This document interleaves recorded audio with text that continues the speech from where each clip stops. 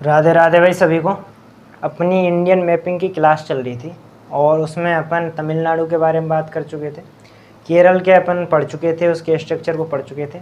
आज अपना कर्नाटक को लेकर अपना है ना मुद्दा है और उसको समझते हैं कि किस प्रकार से कौन कौन से इसके प्रमुख शहर हैं, किस लिए फेमस हैं, क्या क्या इसकी जोग्राफिकल कंडीशन है ना।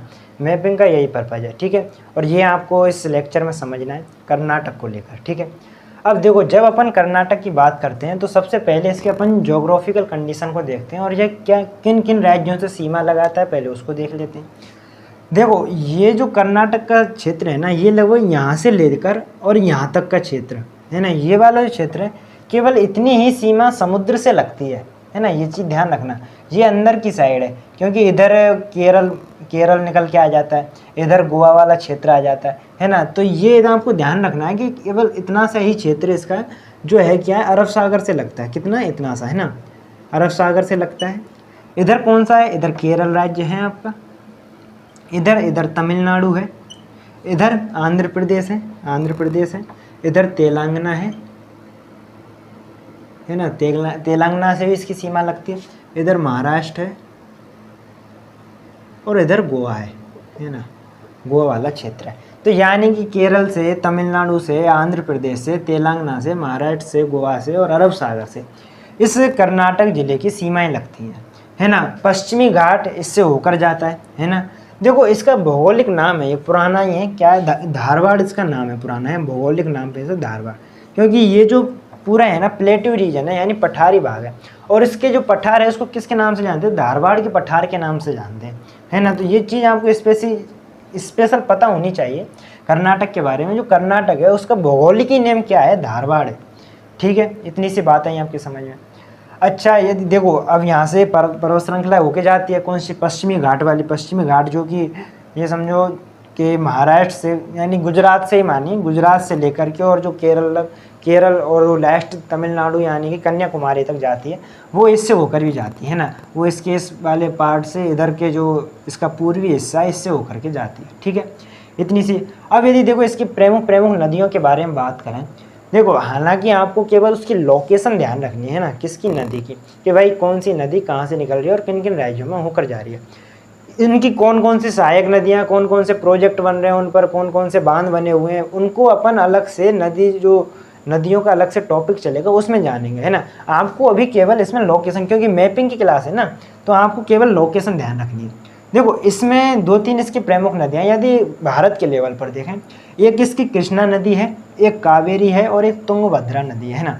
देखो, इस यहाँ ये जो पास में इधर एक क्षेत्र है, कौन सा है? ब्रह्मगिरी पर्वत है। क्या नाम है? ब्रह्मगिरी पर्वत है ना।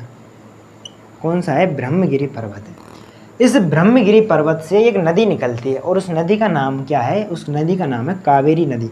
ये कावेरी नदी आपकी यूँ होते हुए और ये फिर तमिलनाडु में उतर जाती है ना। कौन सी नदी है? कावेरी नदी है। कौन सी है? कावेरी नदी है। कौन सी नदी है? कावेरी नदी है। इस कावेरी नदी के देखो, इस यहाँ पर एक शहर बसा हुआ है जिसका क्या नाम है? मैसूर। क्या नाम है? मैसूर। यानी कि एक तो मैसूर शहर इस पर बसा हुआ है। इधर एक शहर और है, इसका कौन सा है? बेंगलोर। कौन सा शहर है? बेंगलोर। इधर एक और शहर बसा हुआ है इसका, बेंगलोर, है ना। तो बेंगलोर भी कावेरी नदी के किनारे। बाद में ये तमिलनाडु में उतर जाती है। तमिलनाडु को में हमने पढ़ा कि भाई तिरुचिरापल्ली हुआ, तंजावर हुआ और पुदुचेरी जो यूनियन टेरिटरी है वो भी कावेरी नदी के तट पर ही है, ठीक है। इतनी सी बात आपके समझ में आनी चाहिए। अब एक और क्षेत्र है इसका, कौन सा? एक जिला है कि कर्नाटक का, कौन सा? चिकमंगलूर। क्या नाम है? चिकमंगलूर, है ना। वो जिला समथिंग इधर है। इस चिकमंगलूर से एक पर्वत श्रृंखला है यहाँ पर, है ना, बराह पर्वत। किसी नाम से जानते हैं? बराह पर्वत। इस बराह पर्वत से 2 नदी निकलती हैं। कौन कौन सी? एक का नाम है तुंगा और एक का नाम है भद्रा। क्या नाम है? एक का नाम है तुंगा और एक का नाम है भद्रा। बाद में ये दोनों नदी मिल जाती हैं और कौन सी नदी बनाती हैं? तुंगभद्रा नदी बनाती है। कौन सी? तुंगभद्रा नदी बनाती है। कौन सी नदी बनाती है? तुंगभद्रा नदी बनाती है। यानी कि ये नदी इस तरीके से बहती हुई बाद में ये तेलंगाना और आंध्र प्रदेश की सीमा पर बनाती हुई इस तरीके से आगे जाती है। इस पर एक प्रमुख शहर बसा हुआ है यहाँ पर, कौन सा? हम्पी शहर। अभी और पढ़ेंगे इसके बारे में। हम्पी शहर बसा हुआ है ना। इतनी बात आपके समझ में आई। तुंगभद्रा नदी हुई। ये किसकी नदी और है? कौन सी? कृष्णा नदी। हालांकि देखो, कृष्णा नदी है ना, उसका जो उद्गम होता है वो तो महाराष्ट्र के महाबलेश्वरम पर्वत से होता है ना, महाराष्ट्र से उसका जन्म उद्गम होता है, लेकिन वो जो कर्नाटक का जो उत्तरी भाग है ना, इससे होकर के जाती है, यहाँ से निकल के वो इधर से होती हुई और बाद में ये जो तुंगभद्रा नदी है ये कृष्णा नदी में जाकर मिल जाती है। यानी कि तुंगभद्रा नदी किसकी सहायक है? कृष्णा नदी की सहायक है ना। तो कृष्णा नदी हो गई और तुंगभद्रा नदी हो गई और ये कहाँ की कावेरी नदी हो गई। तो ये इसकी प्रमुख नदियाँ हैं, इनके बारे में आपको पता होनी चाहिए, लोकेशन पता होनी चाहिए भाई किस तरीके से मुड़ के जाती है, किस तरीके से कौन कौन से शहर बसे हुए हैं। अब अपन जानने का प्रयास करते हैं कि इसके प्रमुख शहर कौन से हैं, किस लिए फेमस हैं, है ना। तो उनके बारे में थोड़ा जानते हैं अपन, कौन सी कहाँ उसकी लोकेशन है। देखो आपको लोकेशन जरूर पता होनी चाहिए, है ना, क्योंकि मैपिंग की क्लास में अब आप यदि हिस्ट्री पढ़ रहे हो, पॉलिटी पढ़ रहे हो, कोई भी और भी सब्जेक्ट पढ़ रहे हो ना, तो यदि आपको लोकेशन पता है तो आधी चीज़ें सॉर्ट आउट हो गई है, समझो। आपको रटने की आवश्यकता ही नहीं है। आपके दिमाग में यदि मैपिंग को पता है कि आपको पता है कि यार ये स्थान इस जगह है, इसके आसपास के क्षेत्र ये हैं, तो कितनी नॉर्मल हो जाएगी चीज़। एक बार करके देखिएगा, प्रैक्टिकल बहुत शानदार चीज़ है ना। अब देखो अपन जानने का प्रयास करते हैं इसके प्रमुख शहर। देखो यदि अपन कर्नाटक की बात करें तो कर्नाटक की राजधानी कौन सी है? बेंगलोर। और वो यहाँ कहाँ पर है? यहाँ पर कौन सी क्या राजधानी है? बेंगलोर, है ना। अब बेंगलोर के बारे में आपको काफ़ी चीज़ें पता है। एक तो ये कैपिटल है इसकी, है ना, कर्नाटक की कैपिटल है भाई, ठीक है, इतनी ध्यान बात आई समझ में। इसके अलावा इसको क्या बोलते हैं? इसको सिलिकॉन वैली बोलते हैं। क्या बोलते हैं? सिलिकॉन वैली बोलते हैं, सिलिकॉन वैली। अब इस सिलिकॉन वैली का क्या कॉन्सेप्ट है ये समझिए। दरअसल जो बेंगलोर है वो बेंगलोर एक तरीके से सेमीकंडक्टर चिप का हब है। जितनी भी इलेक्ट्रॉनिक डिवाइस हैं, फिर चाहे हम मोबाइल की बात करें, कंप्यूटर की बात करें, लैपटॉप की बात करें, जिनमें सेमीकंडक्टर चिप लगती हैं, उनके उत्पादन में यदि सबसे ज़्यादा भारत में कहीं काम होता है तो कहाँ होता है? बेंगलोर में होता है। और वो सेमीकंडक्टर जो चिप बनते हैं वो अधिकतर सिलिकॉन से मिलकर बनी होती है, इसीलिए इसको क्या बोलते हैं? सिलिकॉन वैली बोलते हैं। हालांकि यदि वैश्विक स्तर पर बात करें तो सिलिकॉन का जो सबसे ज़्यादा एक्सपोर्ट करता है वो कौन करता है? वो सबसे ज़्यादा जो सिलिकॉन की चिप बनाई जाती हैं वो कौन बनाता है? ताइवान बनाता है। लेकिन सिलिकॉन वैली जो फेमस है ना, वो कैलिफोर्निया के, यूएसए का एक राज्य है कैलिफोर्निया, है ना, वहाँ सबसे ज़्यादा जो है इसका काम चलता है, सिलिकॉन वगैरह, है ना। ये जो सेमीकंडक्टर चिप है ये बनाई जाती है ना, बहुत ज़्यादा इंपॉर्टेंट होती हैं आज बताओ हर चीज़ इलेक्ट्रॉनिक है, तो हर चीज़ में इन इलेक्ट्रॉनिक चिपों का उपयोग किया जाता है।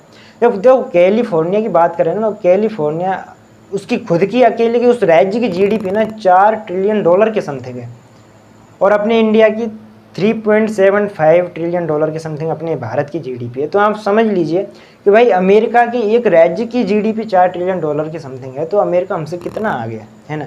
तो ये आपको, और उसी के तर्ज पर देखें तो यहाँ पर इस बेंगलोर को नाम दिया गया क्योंकि ये भी हमारे भारत में एज ए कैलिफोर्निया की तरह एक तरीके से सिलिकॉन के लिए जाना जाता है, सेमीकंडक्टर चिपों के लिए जाना जाता है, ठीक है।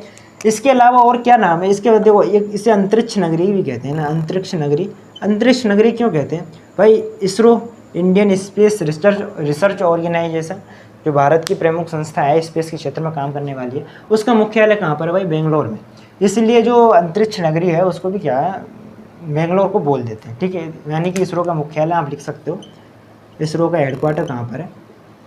इसरो का हेडक्वार्टर कहाँ पर है? बेंगलोर में है, ठीक है। तो ये बेंगलोर के बारे में बेसिक सी बातें हैं। इसके बाद अगर अपन और बातें करें, अब इसका देखो, ये जो बेंगलोर है ना, इस बेंगलोर के पूर्व की साइड एक यहाँ पर आपको खान मिलेगी, कौन सी? KGF। क्या नाम है? KGF Kolar gold field. Bharat की सबसे बड़ी यदि सोने की कोई खान है तो वो कौन सी है? KGF है। पिक्चर देखी है आपने KGF? हाँ, ये वही है ना KGF। कहाँ पर है? कर्नाटक में है। गोल्ड के जो सोने के लिए फेमस है ना। ये भी चीज़ आपको ध्यान रखनी है। इसके अलावा और यदि मैं शहरों की बात करूं तो यहाँ पर एक शहर है, कौन सा है? मैसूर। कौन सा है शहर? मैसूर। कौन सा है शहर? मैसूर। अच्छा, मैसूर का देखो ऐतिहासिक महत्व ज़्यादा है। आपने भाई जब मॉडर्न हिस्ट्री पढ़ी होगी तो उसमें जाना होगा कि भाई आंग्ल मैसूर युद्ध होते हैं। एक रियासत थी अंग्रेज़ों के टाइम, मैसूर बहुत ताकतवर रियासत थी। 4 आंग्ल मैसूर युद्ध होते हैं। हालांकि आंग्ल मैसूर युद्धों को मैं हिस्ट्री वाले लेक्चर में पढ़ा चुका हूँ, डिटेल से पढ़ा चुका हूँ, है ना। देखो आंग्ल मैसूर युद्ध, दरअसल 4 आंग्ल मैसूर युद्ध होते हैं। उसमें एक तो 1767 से लेकर 1769 तक चलता है, दूसरा 1780 से लेकर 84, तीसरा 1790 से लेकर 92 तक चलता है, और लास्ट में 1799 में चलता है ना, 1799 में लास्ट चौथा जो आंग्ल मैसूर युद्ध होता है वो होता है। उस समय भारत के जो गवर्नर जनरल थे, बेलेजली थे, वेलेजली क्या करता है कि इस मैसूर जो रियासत है इसको पूरी तरीके से हरा देता है और ब्रिटिश प्रांतों में मिला देता है। तो ये मतलब इसका ऐतिहासिक महत्व है बहुत ज़्यादा मैसूर का। इसके अलावा यहाँ पर एक वृंदावन गार्डन हो रहा है, क्या है, वृंदावन गार्डन है ना, वृंदावन गार्डन, क्या नाम है, वृंदावन गार्डन। देखो वृंदावन नाम तो, वृंदावन गार्डन नाम सुनते ऐसा लगता है यार वृंदावन में होगा, यूपी में होगा, लेकिन यूपी में नहीं है, कहाँ पर है, वो मैसूर में है। अच्छा, यहाँ एक आपने श्रृंगेरी पीठ सुना होगा, है ना, भारत में प्रमुख 4 पीठ हैं, है ना, तो श्रृंगेरी पीठ कहाँ पर है, वो मैसूर में ही है ना, इसी के पास में श्रृंगेरी पीठ है, ये भी आपको ध्यान रखना है। अच्छा, अब यदि और मैं शहरों की बात करूँ तो यहाँ पर एक शहर है, कौन सा है, मंगलोर। कौन सा शहर है, मंगलोर। कौन सा शहर है, मंगलोर। मंगलोर बंदरगाह प्रमुख है ना, कर्नाटक का प्रमुख बंदरगाह कौन सा है, मंगलोर बंदरगाह है ना। जब हम भारत के प्रमुख 12 बंदरगाहों की बात करते हैं उसमें मैंने आपको चेन्नई बताया, तूतीकोरिन बताया, कोच्चि बताया, और अभी एक और बता रहा हूँ मैं, कौन सा, मंगलोर। ये भी ध्यान रखिए, प्रमुख 12 बंदरगाहों में कौन सा आता है, मंगलोर भी आता है, और ये कर्नाटक का प्रमुख बंदरगाह है। ठीक है, इतनी सी बात है आपके समझ में। इसके पास, इसे मंगलोर के पास यहाँ पर एक खान है, कौन सी है, कुद्रेमुख की खान। कौन सी, कुद्रेमुख। कौन सी खान है, कुद्रेमुख की खान।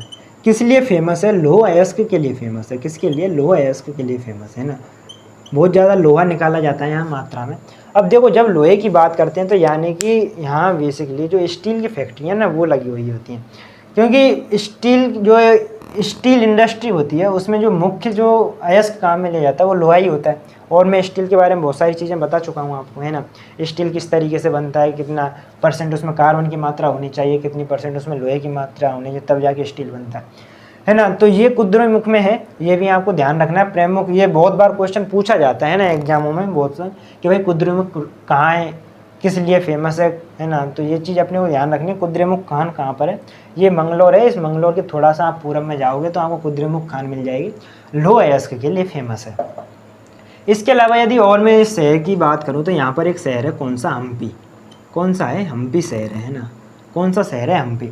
हम्पी का इसका ऐतिहासिक महत्व है, आप सबको पता है। हम्पी एक समय हुआ करता था, यहाँ विजयनगर साम्राज्य की स्थापना हुई थी, उस विजयनगर साम्राज्य की राजधानी हुआ करती थी हम्पी। अभी तो ये वर्तमान में खंडर है एक तरीके से, है ना, कोई इतना विशेष कोई ऐसा स्ट्रक्चर नहीं बना यहाँ पर, लेकिन फिर भी ऐतिहासिक महत्व को ध्यान में रखते हुए इस हम्पी को यूनेस्को ने अपनी विश्व धरोहर सूची में शामिल किया हुआ है, कि भाई ताकि हमने जो हिस्टोरिकल जो स्थान है उनके बारे में थोड़ा पता रहे, उनके बारे में थोड़ी जागरूकता रहे, इसलिए इस यूनेस्को ने इसको अपने जो विश्व धरोहर सूची है उसमें सम्मिलित किया हुआ है। ठीक है, इतनी सी बात आई आपके समझ में। तो ये जो प्रमुख शहर हैं आपके समझ में आ रहे होंगे। इसके अलावा यदि अपन और बात करें तो यहाँ पर एक और शहर है ना, और उस शहर का नाम क्या है, उस शहर का नाम है आपके हुबली। क्या नाम है, हुबली। क्या नाम है उस शहर का, हुबली। अब देखो, जो हुबली शहर है, ये हुबली शहर आपके जो दक्षिण पश्चिम रेलवे मुख्यालय,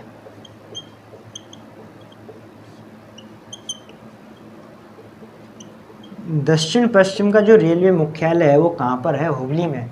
देखो, हालांकि रेलवे मुख्यालय के बारे में, और ये अपना इतना बड़ा देश है, इसमें भाई इतना बड़ा रेल नेटवर्क है ना, उस रेल नेटवर्क के लिए अलग अलग जोन बनाए हुए हैं, लगभग 18 से 19 प्रमुख जोन हैं। उनमें से एक जोन कहाँ पर है, एक का हेडक्वार्टर कहाँ पर है, हुबली में। कौन से का, दक्षिण पश्चिम रेलवे मुख्यालय। तो ये भी चीज़ आपको ध्यान रखनी है। इसके पास में एक और शहर है, कौन सा है, उसका नाम है धारवाड़।